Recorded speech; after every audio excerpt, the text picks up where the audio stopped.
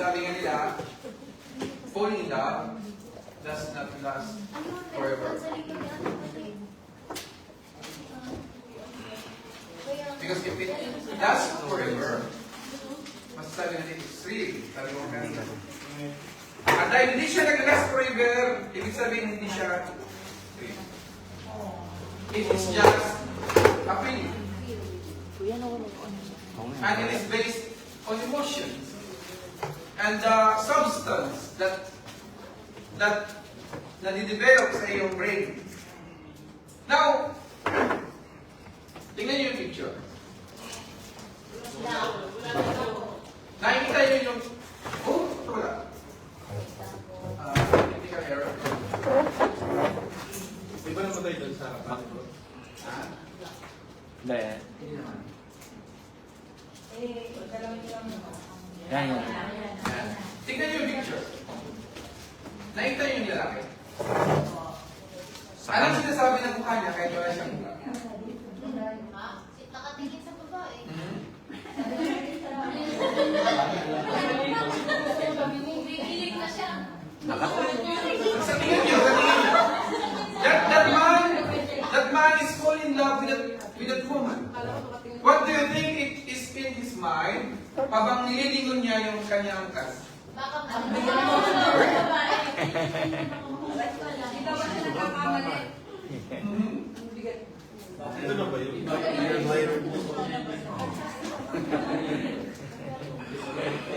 When I look at his face, and when I look at your face, That means you're done. when you are full in love, it is the same. You're done. He was smiling. Hindi niyo nakita. Game over. Game over, buddy. Game over, son. Welcome to Welcome to Yung pisngi niya, nakita niyo yung pisngi niya? O checkboy niya? Pag nag-smile ang isang lalaki, lumalabas siya. Tingnan niyo yung smile ng aking inanak.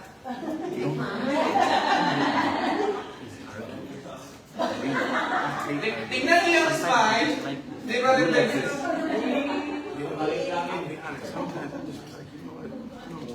He was smiling.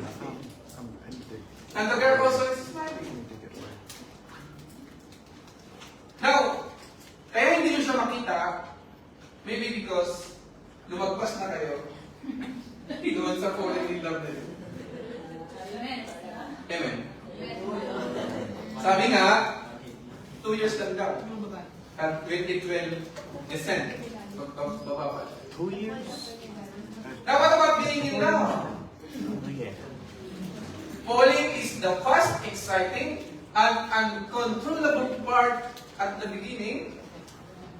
But being in love is the deep, calm, and steady part that happens later when you decide to stick together through everything.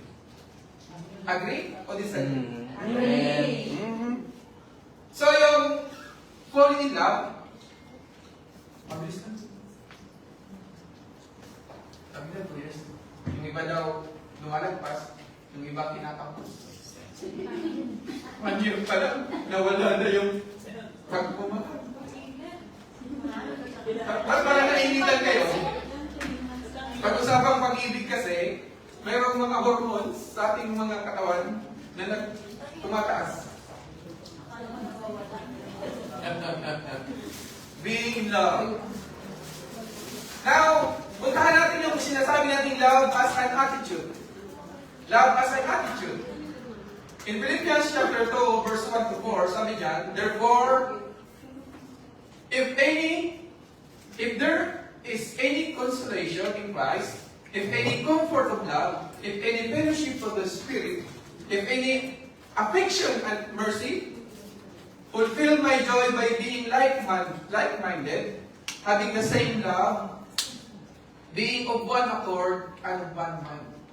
Let nothing be done through self-ambition or conceit, but in lowliness of mind. Let each esteem others better than himself. Let each of you look out not only for his own interest, but also for the interest of others. Now,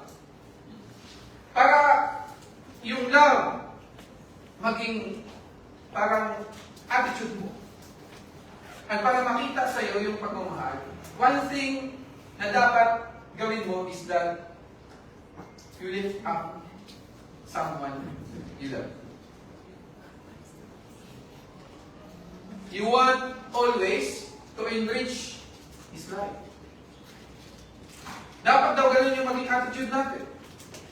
We need to enrich the life of our partner. Paano mo i-enrich yung life ng partner mo?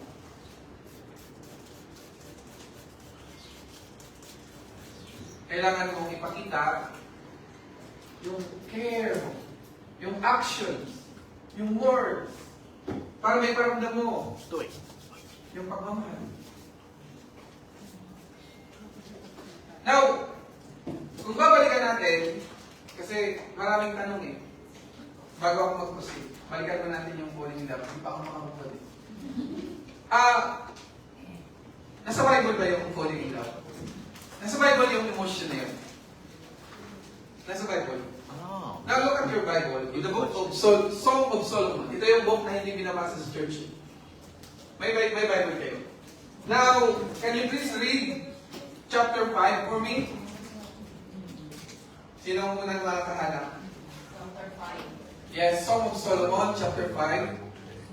Song of Solomon. Or chapter 4. Sige. Sige kapatid. Basahin mo. Ito, para hindi tayo mantok. Hello. Sino ang gusto magbasa? NIV. Let's go NIV. Verse ano po? Ay, Song of Solomon. Basahin mo kapatid. Lahat. Song of Solomon. Sige. Chapter 4. Ito po yung mic. Ay, may mic. May. Para isip tayo lahat. Isip. Awit ni Solomon. Ayan, Tagalog mas maganda. Awit ni Solomon, chapter 4. Lalaki. Verse 1, napakaganda mo o ilog ko. Ang mga mata mong natatakpan ng belo ay parang mga mata ng kalapati. Ang buhok mo ay parang kawan ng kambing na pababa sa bundok ng ilog. 2, ang mangipin mo ay kasiputi ng tupang bagong gupit at pinaliguan. Buong buo at maganda ang pagkakahanay. Verse 3, ang mga labi mo ay parang kulang laso, tunay ng napakaganda. Ang mga misli mong natatakpan ng belo ay magmula-mula na parang bunga ng kumigranata. 4, ang leeg mo ay kasing ganda ng tore ni David. Napapalamutin ng pintas na tila 1,000 kalasag ng mga kawal. 5, ang dibdib mo ay kasing tikas ng tindig ng kambal na batang usa na nanghihinain sa gitna ng mga liryo. 6, bago magbukang luwayway at bago mawala ang dilim, mananatili ako sa dibdib mong tila mga bundok na panibago ng mira at insenso. 7, o ilog ko, ang lahat sa iyo ay maganda. Walang mapipintas sa iyo. Stop mo na. O irog ko, ang lahat sa iyo ay maganda. In love siya. Nainiwala kayo in love siya? Kami pa kami. Verse 8, o aking magiging kabiyak, sumama ka sa akin mula sa Lebanon. Bumaba tayo mula sa tuktok ng mga bundok ng Amana, Senir at Hermon, na tinitirhan ng mga leopardo at leon. Amen. Stop mo na. Sumama, kaya nilang pagarin yung mga bundok. Sabi nga sa kanta, mga bundok, aakyat din, di ba? Mga between, susungkitin. Mga dagat, tatawirin. Dahil ikaw ay fall in love. Tuloy mo kapatid. Verse 9, o irog ko na aking magiging, verse 10, ang pag-ibig mo, aking irog, ay walang kasing tamis. O aking magiging kabiyak, higit pa ito kaysa sa masarap na inumin. Ang samyo ng iyong pabango ay mas mabango kaysa sa lahat ng pabango. Amen. Stop mo na. Pag ikaw nagmahal, lagi kang mapagmahal. Kahit ito araw hindi na Amen. Kaya pag may naamoy ka dyan, na mabango, in love yan. In love. Ay, Grace. Sige kapatid, tuloy. Verse 11, ang mga labi mo, aking magiging kabiyak. kabiyak ay kasing tamis ng pulot. Ang dila mo'y tila may gatas at pulot. Amen! Stop ko na. Once na in love ka, at nagipintuhan kayo nung nag-start na kayo, or dating already. Minsan, nakatingin ka na sa kanya yung mga love. Sabi niya. Hindi ako may sabi doon. Sabi doon. Tuloy mo kapatid. At ang mga damit mo'y kasing bango ng mga puno ng sentro sa Lebanon. Verse 12, O ilog ko, aking magiging kabiyak, tulad ka ng isang halaman na may bukad at nababakuran. 13, ang mga kulay na mumunga ng pomegranata at iba pang mga piling bunga. Sagana ito sa halamang henna, nardo. 14, saffron, kalamo at cinnamon. Maging ng iba't ibang klase ng insenso, mira, alo at iba pang mamahaling babango. 15, tulad ka ng isang hardin na may bakal na umaagos mula sa kabundukan ng Lebanon. Babae, verse 16. Kayong hanging amihan at habagat, humihip kayo sa aking hardin upang kumalat ang bango nito. Papuntahin ang aking mahal sa kanyang hardin upang kainin ang mga piling bunga nito. Amen! Sa dami sa lalaki sa babae, konti. Kaya sa lagi na Ibig sabihin, hindi kayo piikan, no? Ano? Pag ito naman yun sa chapter 15, ano naman yun sa babae? Huwag kayo masyadong, huwag kayo malungkot. Yeah. Continuation yun, chapter 14 and chapter 15. And that is the feeling of someone who is fall in love. Di ba? Ang dami kong narinig kayo ng mga Lebanon. Meron Cinnamon. para kang bulak-bulak. Pomegranate. Now, to summarize, everything that you saw is beautiful. Amen.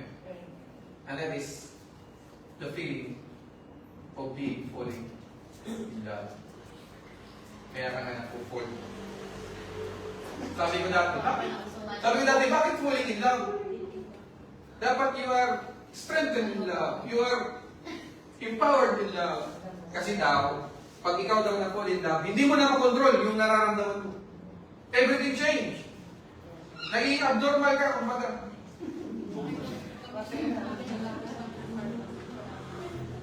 You can control your emotion.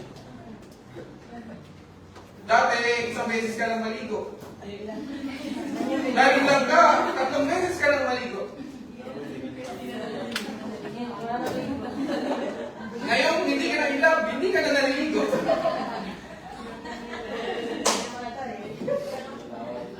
Kung may babalik ko lang. Kantahin nyo nga yung chorus ng kung may babalik ko lang. Kung may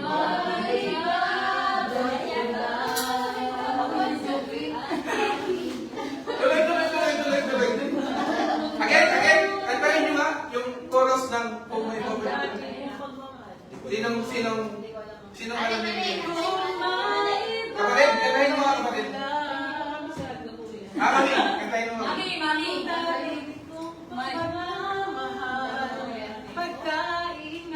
Ayan, sige, tuloy mo.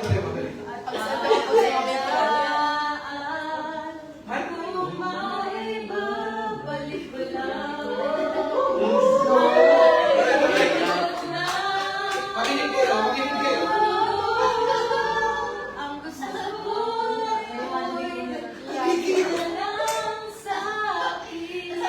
Kinikilig si Kami. Ito, yeah. Kung may babalik ko lang. Yung pakiramdam na ako ay Kinikilig si Kami. Ever I could return. fall na fall sa'yo. Ever I could turn back. That's what she's singing. Mayroon ba dito hindi pa na-in-love? Baka nasa wrong place ako, ah. Mayroon ba dito hindi pa nagka... ito sa aking anak na may in-love pa lang. Sabi sa kanya kanina, anak, atin sa mga sa inyo na. Ano yung dada dito? Sino na ang mga sugar katash? Yeah. There's the equivalent. Now, balik tayo. Love as an attitude. For example, for a husband, you need to enrich the life of your wife. And for a while, you need to enrich the life of your husband. How will you do it?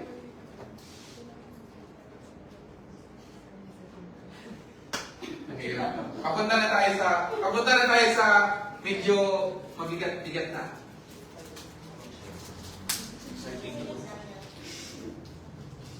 Sabi dyan, dapat daw ang main approach mo, ang yung mindsetting mo, is I want to help you become the person that you believe God wants you to be. Kung ikaw asawa, kung ikaw, or even if you're a friend, if you're a daughter, a son, dapat ang maging mindset mo, if you have the attitude of love, is that you want, ang magiging goal mo is, sabi niyan, that I want to help you become the person that you believe God will enrich the life of your heart. At pag yan yung pinag-uusapan natin, yan na yung papasok yung hindi madali. But the good news is, alam mo yung good news? We choose our attitude. We cannot choose our feeling. Kaya kanina yung na-fall in love ka, it is a feeling, hindi mo siya pinili. Kusa na lang siyang naramdaman, kusa na lang siyang dumating, kusa na lang na hindi ka na kumakain, kusa na lang na napupuyat ka, kusa na lang na nasa isipan mo siya lagi, kusa na lang na lahat yung kusa, hindi mo pinili. But if you want to have an attitude of love, pwede mo siya piliin. We can choose our attitude. Feelings are just a response to what's going on in life. Hindi mo basta-basta siya natin-feeling. But, pwede kang mamili. At once that you are going to choose, it is not easy. Because two situations is always in front of you, and you are going to choose what will I do. Anong gagawin ko? At pag tayo nag-isip, nahihirapan tayo. Maligo na lang kung wala kang isip.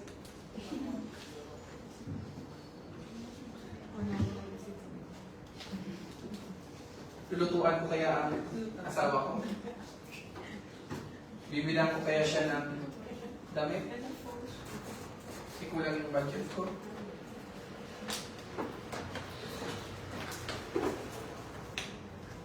Susunduin ko kaya siya? Ang sakit ng katawan ko?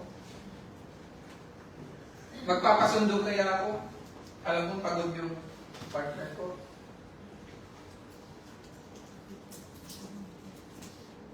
Now, if you are facing these choices, ano yung mararamdaman mo? You can be selfish. But you can be unselfish. And it's your choice. The question is, what will be your choice? Kung sarap kayo pag may nagsusundo sa akin, pinadala naman ng pagkain, I feel that nararamdaman ko yung love. But the person, yung nagsusundo sa'yo,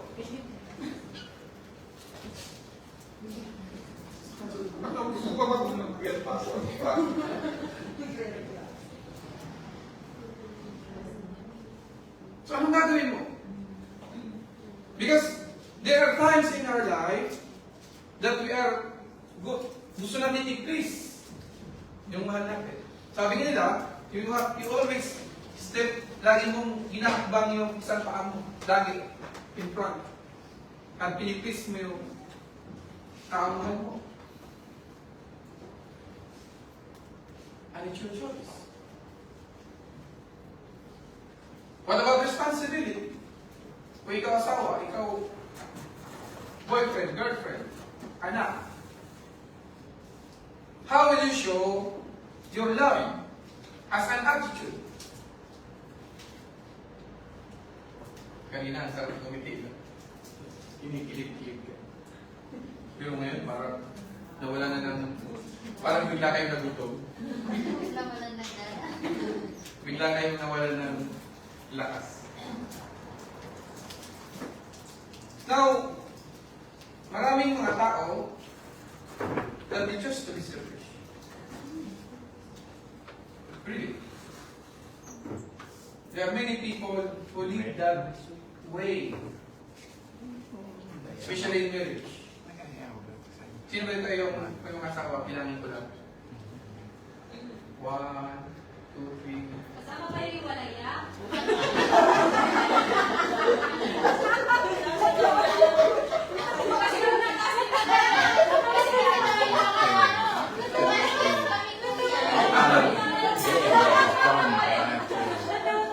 Make it a thing. Ikakategorize ko kayo as complicated. Hindi kami tataan. Ayaw ka, nakikiramdam pa nga ako kay Kuya eh. Hindi na ako eh. And the one girl. Sino dito ang hiwalay sa asawa? Yung pakiramdam nyo, Kami wala kami. Wala, hindi yung long distance relationship ako. Yung years that you have not be together. Because you can be separated as a long distance, pero hindi mo kayo hiwalay. Yung nasa Taiwan lang, nag-isip na hiwalay na siya. O yung sa Pilipinas. Yeah. Now, two selfish person.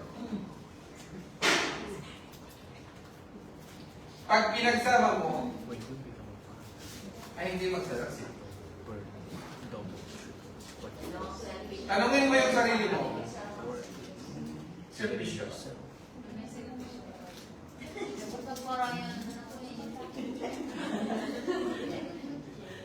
Tanungin mo yung sarili mo. Naging selfish ka ba? Hindi namin sinasadyang magsalita. Naging selfish ka ba? Siguro kaya nangyari yun kasi naging Siya nga selfish. yung naging selfish. Or siguro kaya kami wala na ngayon kasi napaka-selfish. Yeah.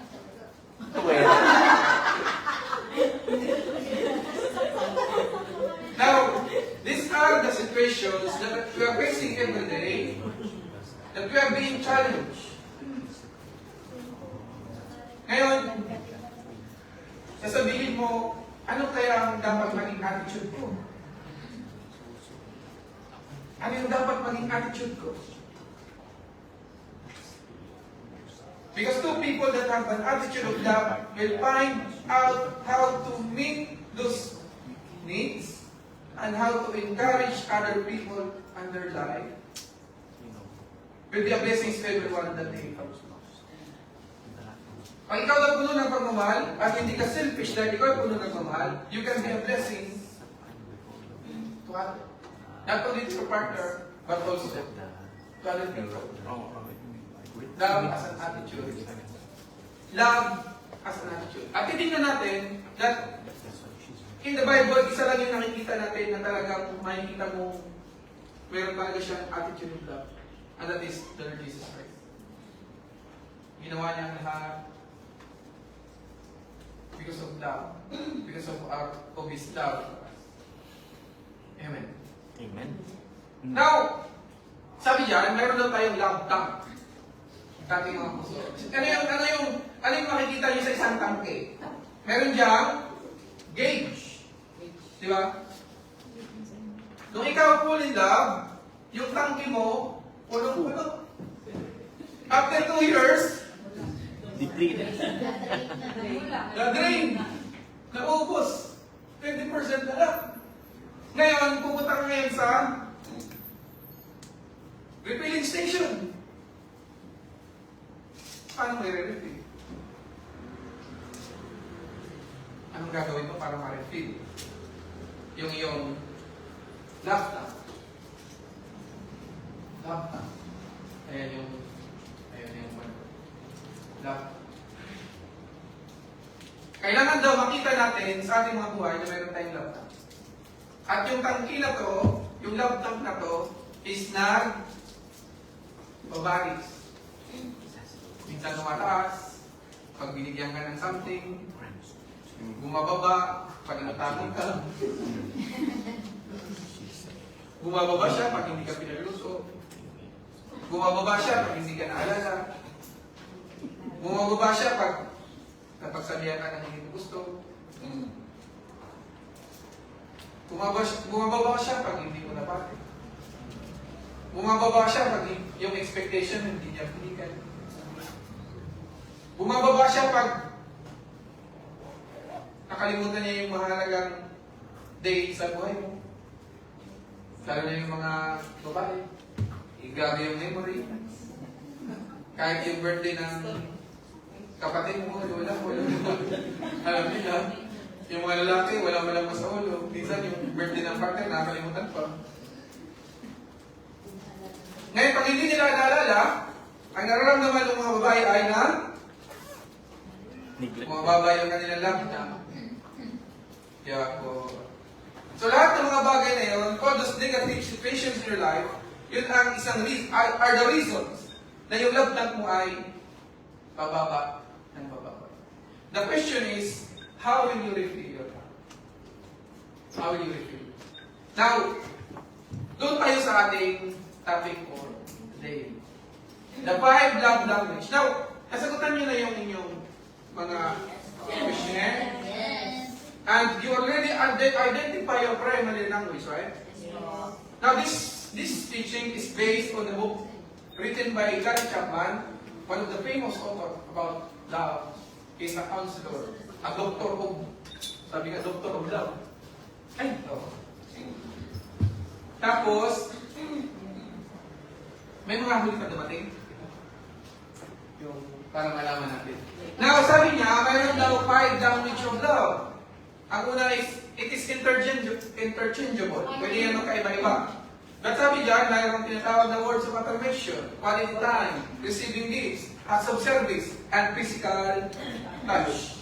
Now, the first language of love that we will be talking about, is the words of affirmation. Compliments. Ano ba yung ibig sabihin ng compliments? Pinabati ka, pinupuri ka, pinipraise ka, ang ganda naman ng buhok mo. Binubuli. Hindi kasama yung pinupuri. Kaprato ka. Compliments. Ano itong mga compliments? Binibaby? Pinupuri.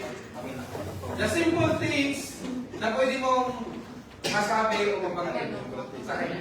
Those are compliments. Right? Yung bagay daw na yun, makakapag-enrich o makakapag-refill ng kanyang laptop. Amen? Encouragement. Sino dito ang mahilig mong encourage? Halimbawa, uuwi si Mr. pagod sa trabaho, parang nawalan ng trabaho. O umuwi si Mr. walang sinweldo, pagtingin mo pa lang, ang liit ng sinweldo nito. Kaya mo siya encourage. Okay na yan. Kahit parang kayo bayaran, makaraos na tayo. Encouragement. What are the examples of the words that can encourage someone? I want, mas maganda yung ano, di ba? Answer, question and answer. Encouragement. So lahat ng mga bagay na magpapa-encourage sa isang tao are things that will refill their laptop. Now, sa mga project o sa mga church ministry, sa mga activities, meron din tinatawag na calling attention to progress of the project. Parang, halimbawa, pakiramdam niya parang na hindi matapos o parang nag-fail na, i-encourage mo siya. It's almost the same with encouragement. Dahil acknowledging someone unique perspective. Kung mayroong idea isang tao, di ba, nag-brainstorming kayo, ayaw mo yung idea niya. Ano sasabihin mo? Huwag mo na sabihin pa. Yeah. Pwede mo sabihin daw, pag meron siyang idea, yan yung last choice natin. Ang first choice natin yun sa kanya. Yung sa akin. Kung idea yung last, pag hindi siya masyado masaktan. Di ba? Lahat ng babanggitin natin, pag-isipan mo. And think of it, that it must affirm someone's love life. Na pag yan daw yung gusto mong mangyari sa sarili mo, yung gusto mong pinupuri ka, nagpagupit ka, gusto mo, pag-uwi mo sa dorm, may masasabi sa'yo, mga nakaraan, tuwid yan, ngayon, kulog ka naman. Kaya, yun yung mga bagay na, ngayon, may bili ng bagong damit. Siyempre, sinuot mo, alam mo susuot, bagong damit. Walang pumapansin sa'yo. Kahit na ibalandra mo ng ibalandra, walang nakapansin na bagong damit mo, pansinin mo naman. Amen. And then, you tell words of compliments. Pero kung pangit talaga yung damit, ay hirap naman mag-compliment. But still, kung wala ka talagang masabing maganda, Tumahimik ka na lang. tumahimik ka na. Amen. Now, kung yan daw yung love language mo, masaya ka pag binibigyan ka ng words of affirmation, right? Sino rito ang gusto laging nakakarinig ng words of affirmation? Ilan naman naman ngayon? Yeah. Ang pogi mo naman ngayon, bro. Meron ba dito ang may love language na word of affirmation? Wala. Meron. Yung pinakamarami. Sabi sa 1 Corinthians, chapter 8, verse 1, now concerning things offered to idols, we know that we all have knowledge. Knowledge is powerful, but love edifies. Yung love daw, nag-edifies. Paano mo i-edify yung isang tao? Siyempre, sabi nga niya, i-enrich mo, iangat mo, huwag mo siyang i-down. Kasi pag dinaon mo yan, masasaktan yan. Pag-i-emote yan. Yeah? Sabi sa Proverbs 16:24, pleasant words are like honeycomb, sweetness to the soul, and health to the bones. Ibig sabihin daw yung magagandang sinasabi mo, yung words of affirmation mo, are medicine. Medicine. Because they are health to the bones. Minsan, marami tayong sakit na nararamdaman ngayon dahil sa mga sakit na natatanggap natin sa nakaraan. Amen. Amen. Di ba? Now, para daw healthy lagi yung partner mo. Asawa mo, tingin na kayo ko, Vincent. Speak words of affirmation.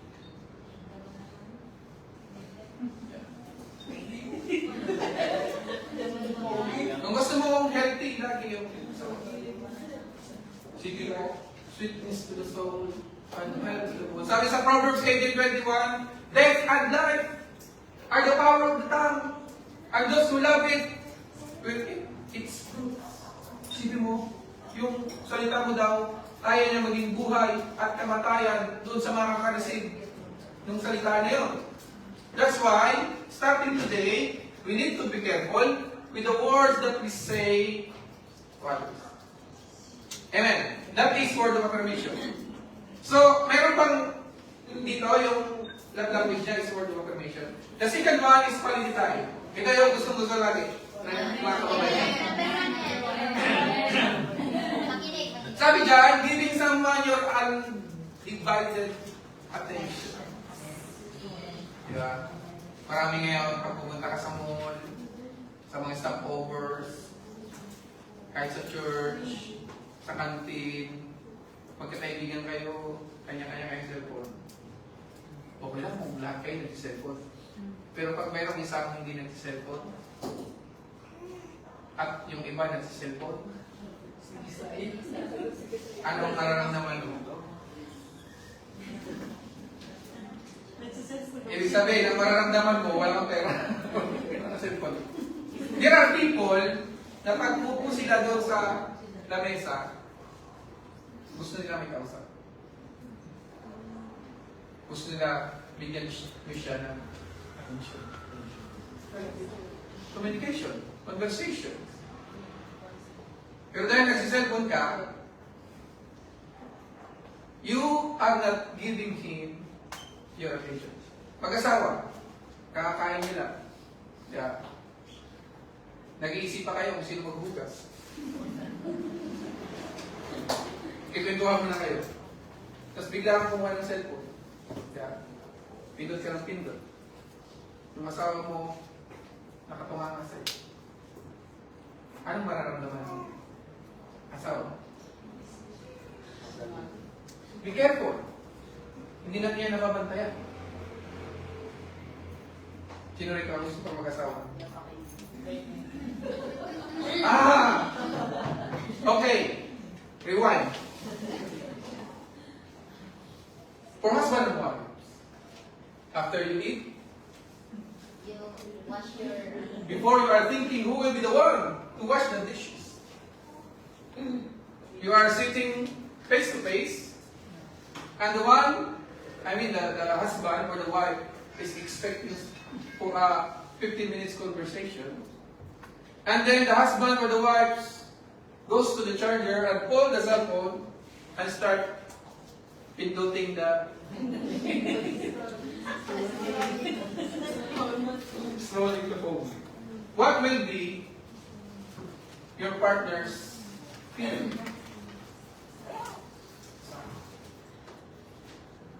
Sino nag-speak ka?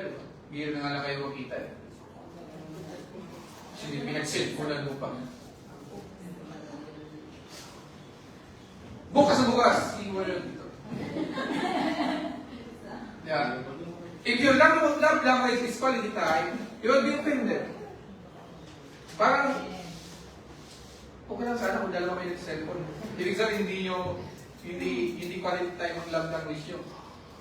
But, be careful if someone na nakatingin lang sa'yo and waiting for your attention, nag-aabang na, papansinin kaya ako ito o para lang ako itong soul. Spirit ng bago, hindi ako maramdaman, hindi ako makita. Maybe, our culture right now, nababago na. Kasi talagang laki ng impact ng social media. But that's why we have this seminar.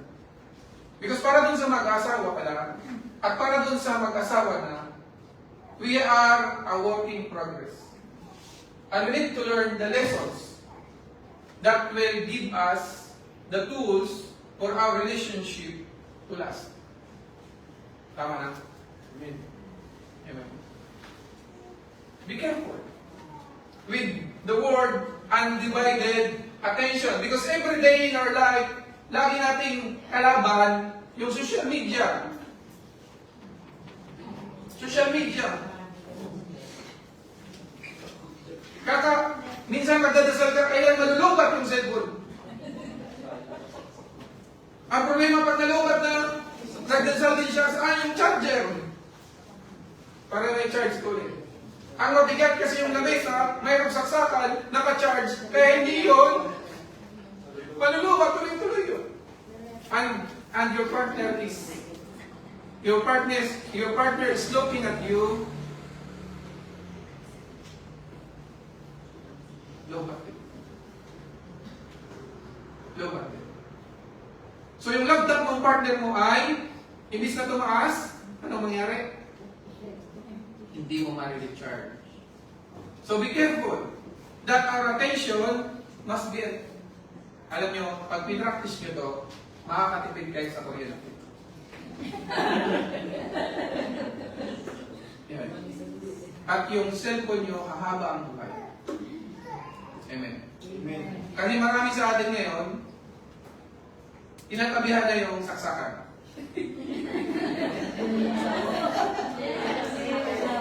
Kung pwede lang pa-electrician ulit, yung saksakan nilalagay sa tabi ng higaan. Para ba nakahiga, andun yung charger, dire-diretso na. Be careful. Siguro kung ikaw dalaga pa, at meron mong ka-chat, ka-message, at habang nag-message siya, kinikilig-kilig ka pa, okay lang. Yun yung ano nyo eh. Yun yung quality time nyo, yung nag-message kayo, yung ganyan. Tapos bilang nalobat, nagalit yung partner mo. Bakit hindi ka na nag-reply? 1 hour na nakalipas. Nalubat ako eh. Nalubat ako. Siguro may ibang pagkina. Nakaidlip ako eh. We heard complain. Even in this situation, mayroon pa rin complain. Di ba? Sa face-to-face, may problema. Sa online, may problema. Sino rito ang nagalit yung partner dahil biglang hindi na naka-reply?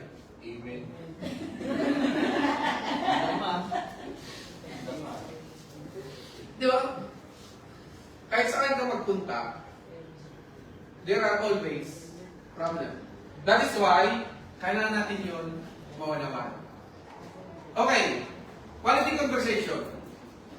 Napakahalaga ng bagay na yan. Kasi merong mga conversation na walang quality. Quality conversation. Yung, sabi ni Gary Chapman, pag umuwi yung asawa mo, anak mo, kumusta yung man? Ako, kumusta trabaho? Kumusta trabaho? Napagalitan ka ba ng chucha mo? Nasigawan ka ba ng limpan mo? O ikaw yung nanigaw? Quality conversation. Quality activities. Now, ito yung na-discover ko. Pag kayo daw mag-asawa, and if you are building your family, and you have like wonderful job, you have financial capability, alam nyo, magandang bagay na meron kayo as a family is you have a car. Meron kayo sasakyan. Kasi, minsan, yung hindi nagagawa sa bahay, nagagawa sa sasakyan. Habang nagdadrive yung asawa mo, di ba? Natutulog yung asawa mo. Tapos, o kaya habang antok-antok ka na, susunod. Ganun ginagawa ng miss ko. Habang nagdadrive ako, antok na ako, Mami, subukan mo ako ng nuts. Tapos sabay sampan para magising. Naantok. Kailangan kong magising, kaya medyo tapos gaganon niyo yung tenga. Hindi ako pinipingot. Ginigising ako. So, quality time. Magkatabi lang kayo, nagdadrive kayo mula Taito, papuntang Walyen, akyat ng Ilan, pupunta sa Kilo, bababa ng Sitio, Taito. Di ba? Kaya nga, nung nagkasutor ka, nagka-girlfriend ka bigla. Nagka-boyfriend ka bigla. Kasi dati invite ka, pwede bang kanina. Tapos nagpo-fight kayo. Yung ulan, hirap na hirap. Ang layo ng binay. Pero nung may motor nakangkas, dati ang hawak sa damit pala. Tapos yung motor na to. Dati ang hawak ganito lang. Tapos medyo i-break ng driver.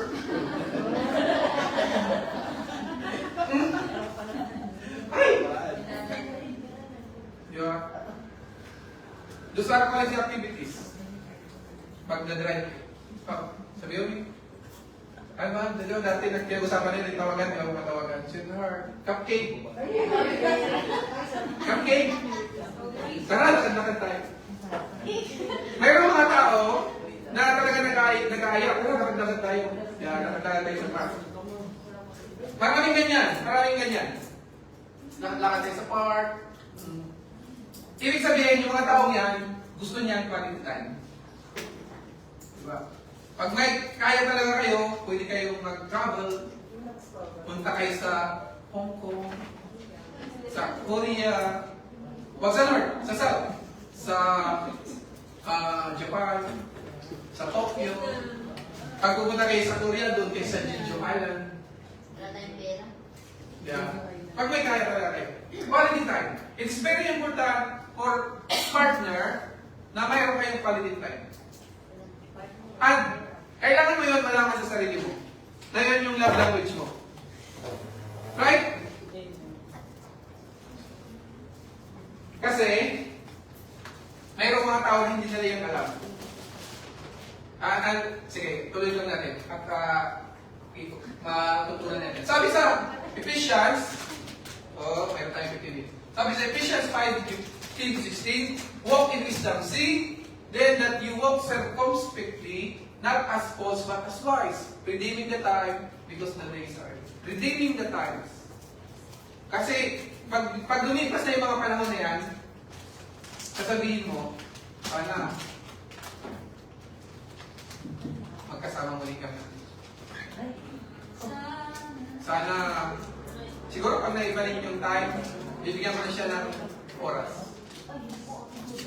Kasi nung kami pa, tingin ko, nagkulang ako. Yun yung, those are our, yung mga pinanghinayangan natin sa ating mga buhay. Quality time. Sabi nga, nung bata ka, gusto mo lang lagi ng quality time. Nagtrabaho ka na, busy ka na, wala ng quality time. So, even if sa mga munting bagay lang o sitwasyon, provide your quality time. Amen. Now, the next one is receiving gifts. So, mayroong mga tao na masaya-masaya pag tumatanggap ng mga gifts. Yan.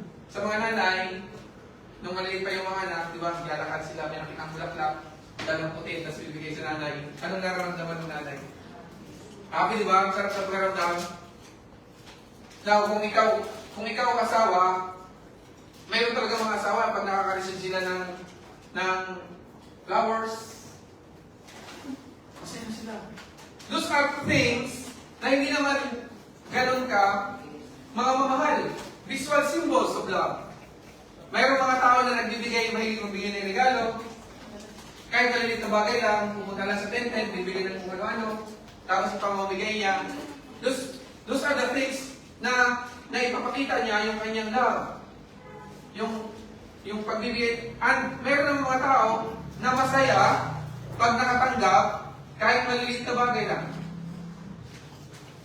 Di ba? Binigyan mo ng iPhone 17.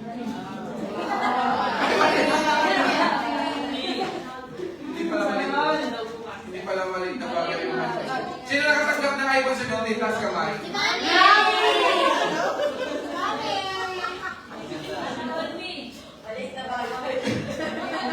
Sana all may asawa. Sana all may asawa, may nagbibigay. Ayaw mo kausapin ko. Sabi nila, yung mga tao daw na ganito, yung mga tao ganito, yung may language of love na receiving gifts, sila yung nakakaramdam ng lack of gifts represents lack of love. Alam mo yung pagka-anniversary, nag-expect sila na, ano yung bibigay sa akin ni Mr. Ano kaya yung bibigay sa akin ni Mrs. Tapos pag walang natanggap, parang sinasabi niya, hindi yata kung ano sa ako talaga. Hindi talaga. Parang yung pakiramdam mo laging lack, parang laging may kulang. Ibig sabihin daw, ang love language mo is receiving gifts. Pero pag ang pakiramdam mo, yung maliit na bagay na pinapakain ka, ganyan-ganyan, masaya ka na, ibig sabihin, hindi yun yung some kind of love language mo. Maybe, ano mo lang yun, siguro third language mo, hindi yung primary love language mo. Pero pag ang nararamdaman mo is parang nagkukonklud ka na agad na hindi ka mahal, pag hindi ka nabigyan, o hindi ka binibigyan ng maliliit na bagay na to, ibig sabihin, ang love language mo is receiving. And because of that, kailangan aware yung partner mo. Na kung yung partner mo ganun, kailangan aware ka. Dapat every Valentine's, birthday, anniversary, meron kang kahit maliliit na bagay man lang. Kahit hindi expensive. Kahit yung free. Di ba? Halimbawa, may sa bulaklak yung asawa mo. Punta ka sa kapitbahay mo. Mamitas ka ng bulaklak, ibigay sa asawa mo. Di ba? Eh, huwag naman gano'n. Kailangan magpaalam ka. Sabihin mo sa kapitbahay mo, kumare, pwede bang bilhin ko na yung rose dyan? Meron mo yung 300. Sabihin ng kumare mo, kapitbahay, huwag na. Sige, sa asawa mo.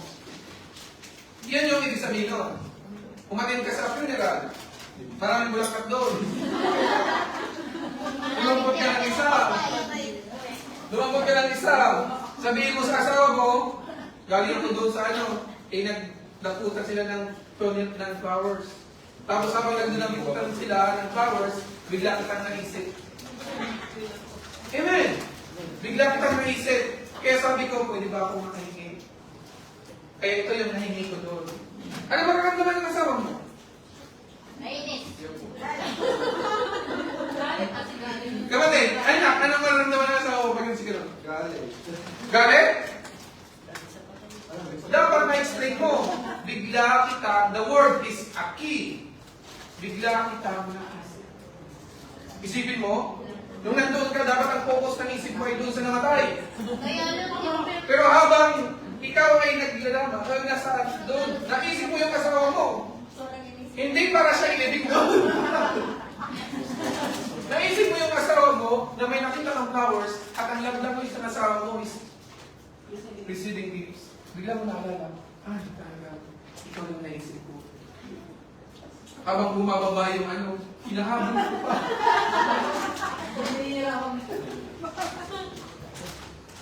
Habang naglalakad ako pa uwi, naisip ko magiging pera. Now, dapat ma-appreciate mo yun. Huwag mong isipin yung patay. Isipin mo yung isipin mo yung naalala ka. Keyword is the key. Bakit kasi sa patay kuya? Hindi naman sa gilid, nakakita. Saan nila kasama kapit mo ako? Example lang yan, example lang yan. Example lang yan. Ang ibig ko sabihin is that even in the worst situation, Naalala ka niya. naalala mo siya. Sana all naalala. Wala yung kailangan mo na.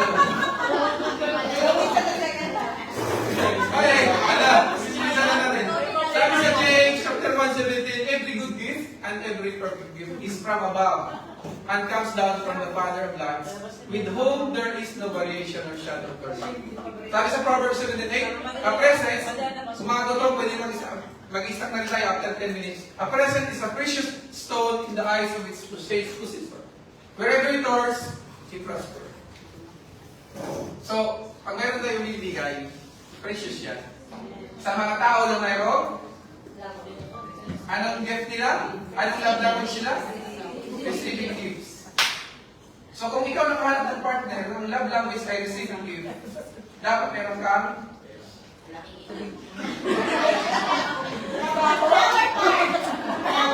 dapat meron kang trabaho. Source of income. Now, kung ikaw naman, yan yung love language mo, mamili ka. Huwag mong piliin kung walang trabaho. Hindi kayo tatagal. Amen. Amen. Amen. Amen.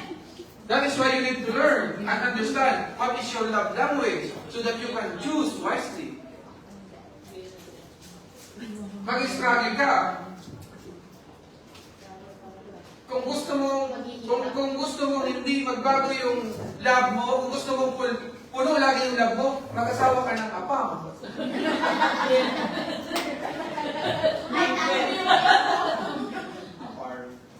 Amen. Nasusundan nyo? Amen. That is why you need to be careful and understand really and discover what is your love language. Para ready ka. Diba? Kung ikaw OFW, ang love language mo is ganito. Ano tayo? Acts of service. Acts of service. Ito yung mga simple chores na ginagawa. Mayroon talagang mga lalaki na likas na gumagawa nito. Honestly, ako, ganyan ako. Paglalaba, pagluluto, paghuhugas. Talagang yan yun. And usually these are things na inalakhan nila. Because my father is really like that. Pag ising namin sa umaga, akyat siya danan, may dala-dala nilagang kamote. Yan. So acts of service. Ito yung mga bagay na tutulungan mo yung partner mo sa mga simpleng bagay lang. Now, sabi ni Gary Chapman, sabi niya, sa unang mga taon ng kanilang pag-ibigan ng kanyang asawa, lagi niyang pinipraise. Lagi niya sinasabi, I love you. 15 times a day. I love you. Ganyan. Now, after 1 year daw, parang biglang nasabi ng asawa niya, mahal mo ba talaga ako? Sabi niya, sa mahal kita. Kaya nga like, siyang tinatapos na, sinasabihan, mahal kita, ang ganda mo ngayon, ganyan. Sabi ng asawa niya, kung mahal mo ako, maghugas ka man lang. Manay. Manay. Maghugas ka man lang. Naglaban na. Tulungan mo man lang kung magwalis ng... Away na daw po naman. Lalo sa mga babae. Minsan yung mga babae, pag mayroon ng mga anak, they are expecting something. Na kahit paano tulungan mo man lang sila. At pag yung mga pangasawa mo talagang tumutulong sa'yo, appreciate. Minsan, tinitingnan natin, hindi ako ito mahal. Kasi hindi sinasabihan na mahal ka, ganyan-ganyan. But if your love language is acts of service, na ipapakita nila yung kanilang pagmamahal sa kanilang pagtulong sa'yo sa maliliit na bagay. Di ba? Ihahatid ka, alalayan ka, nakita nila na ano ka pa, may mga anak na, tinutulungan ka magpalit ng diaper. Kung may mga bagay din, those are acts of service. And I really believe lahat ng mga babae dito, yun yung dream nila. Diba? Ayaw yun ng mga tao, malalaking gano'n. Gusto. Mata sa mata, ayaw ng malalaking gano'n. Gusto. Kahit walang pera. Gusto.